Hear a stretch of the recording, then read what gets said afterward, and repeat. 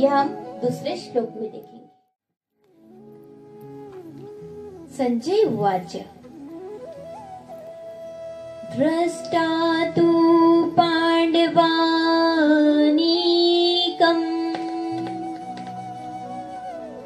व्यूढं दुर्योधनस्तदा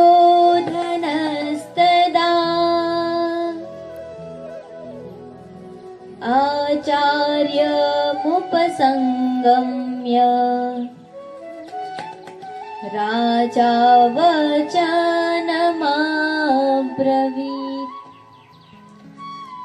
संजय बोले, उस समय राजा दुर्योधन पांडवों की व्यूह रचना देखकर द्रोणाचार्य के पास जाकर यह वचन कहा।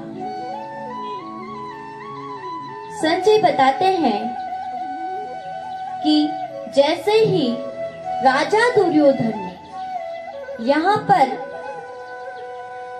इनके द्वारा राजा शब्द का प्रयोग किया गया, संजय के द्वारा दुर्योधन के लिए राजा शब्द प्रयोग करने के भी विद्वानों के द्वारा 3 कारण बताए जाते हैं। प्रथम कारण है, राजा दुर्योधन राजनीतिज्ञ है, शासन की पूरी बागडोर दुर्योधन के हाथ में थी, इसलिए राजा कहा गया। दूसरा कारण है, दुर्योधन धृतराष्ट्र के पुत्र थे और संजय धृतराष्ट्र को युद्ध का वर्णन सुना रहे थे। धृतराष्ट्र को प्रसन्नता होगी यह सोचकर संजय ने दुर्योधन के लिए राजन शब्द का प्रयोग किया। तीसरा कारण है, संजय संत स्वभाव के हैं और संत सदैव सबका आदर करते हैं, इसलिए दुर्योधन जैसे कूटनीतिज्ञ के लिए भी संजय ने राजन शब्द का प्रयोग किया।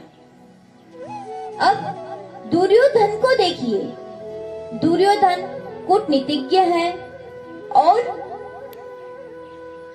दुर्योधन अच्छे भी नहीं है, लेकिन जब विपत्ति को सामने देखा, पांडवों की व्यूह रचना को देखा, तो पांडवों की व्यूह रचना को देखकर अपने गुरु द्रोणाचार्य के पास गए।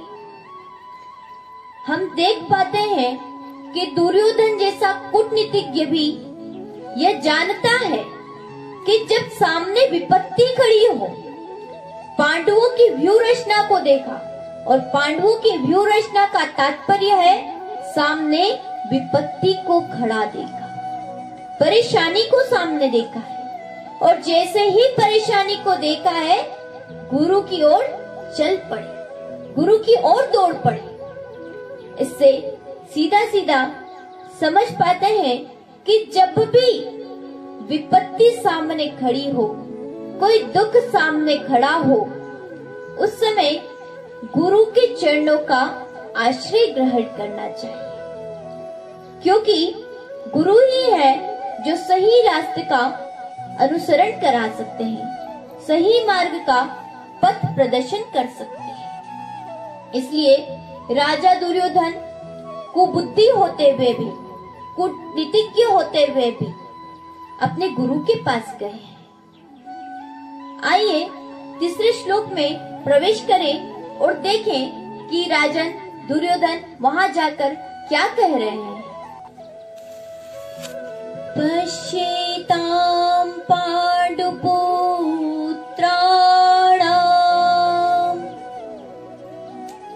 आचार्य महतिं जमुम् व्यूढां द्रुपदपुत्रेण तव शिष्येण धीमता। हे आचार्य, आपके बुद्धिमान शिष्य द्रुपद पुत्र धृष्टद्युम्न द्वारा व्यूह आकार खड़ी की हुई इस सेना को देखिए। इतना कह रहे हैं दुर्योधन, कह रहे हैं अपने आचार्य से कि है आचार्य, देखो आपके बुद्धिमान शिष्य। यहाँ पर धृष्टद्युम्न को बुद्धिमान शिष्य कहा दुर्योधन ने, और बताना चाह रहे, उल्हाना दे रहे कि देखिए आपका शिष्य कितना बुद्धिमान हो गया है। उसने इस व्यूह आकार में पांडवों की सेना को खड़ा किया है और आपका ही शिष्य है, आपका ही मृत्यु का कारण है, लेकिन आपके विपक्ष में खड़ा है और पांडवों की सेना की ओर से खड़ा है। अब देखते हैं यहाँ पर भी दुर्योधन ने कूटनीति का प्रयोग किया और कूटनीति का प्रयोग करके वह बताना चाह रहा है कि धृष्टद्युम्न कौन है। धृष्टद्युम्न द्रौपदी के पिता द्रुपद के पुत्र है धृष्टद्युम्न, और धृष्टद्युम्न द्रोणाचार्य के शिष्य भी थे और यही आने वाले समय में द्रोणाचार्य की मृत्यु के कारण होंगे। यही सब बातें दुर्योधन ने बताने का प्रयास किया ताकि आचार्य यह समझ सके कि ये जो धृष्टद्युम्न है यह विकट परिस्थितियां उत्पन्न कर सकते हैं। आने वाली विपत्ति को दुर्योधन ने बताने का बड़ा ही अच्छा उपाय सोचा है। इसी से दुर्योधन की कूटनीति का पता